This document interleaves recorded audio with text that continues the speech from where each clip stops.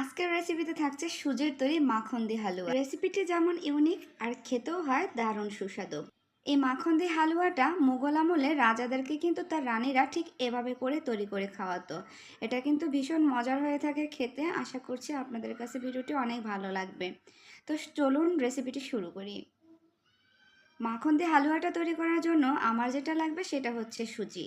এখানে আমি আমার পরিমাণ মতো 1 কাপ পরিমাণ নিয়ে নিয়েছি। এরপর হচ্ছে অ্যাড করে দিচ্ছি জাল করা দুধ। এখানে 2 কাপ পরিমাণ দুধ দিয়ে সুজিটাকে ভিজিয়ে রাখবো।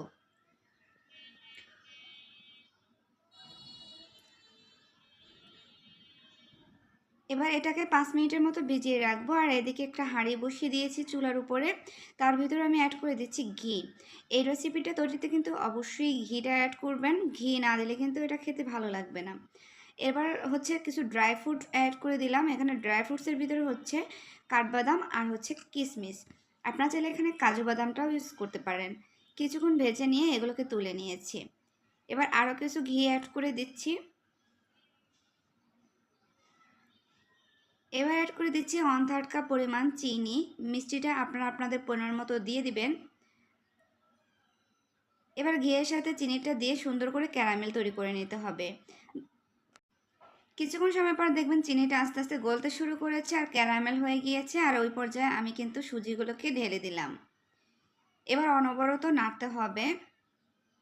এই অবস্থায় চুলার আঁচটা মিডিয়াম টু লো হিটে দিয়ে তারপরে নাড়তে হবে। সামান্য কিছু এলাচের গুঁড়া আর স্বাদ মতো লবণ অ্যাড করে দিলাম। মিষ্টি জাতীয় খাবারে সামান্য একটু লবণ দিলে কিন্তু খেতে অনেক বেশি ভালো লাগে।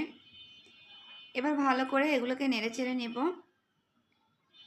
এবার এখানে কিছু কাঠবাদাম আমি কুচি করে রেখেছি সেগুলো অ্যাড করে দিলাম। আর যে ড্রাই ফ্রুটসগুলো ভেজে রেখেছিলাম সেগুলো অ্যাড করে দিয়েছি। এবার আরও কিছু ঘি দিয়ে দিয়েছি।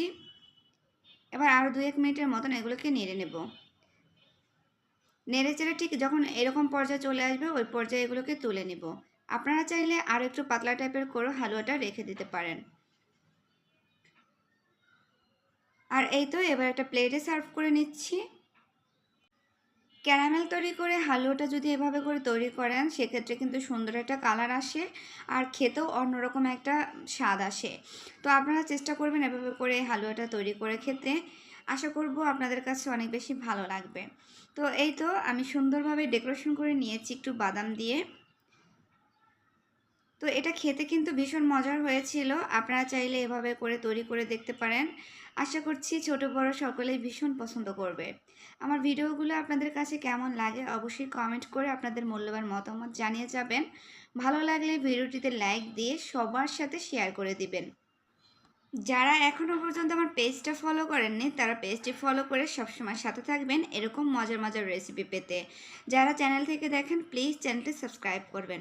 সবাই অনেক অনেক ভালো থাকবেন, সুস্থ থাকবেন, আমাদের জন্য দোয়া করবেন। আজকের মতো বিদায় নিচ্ছি। আল্লাহ হাফেজ।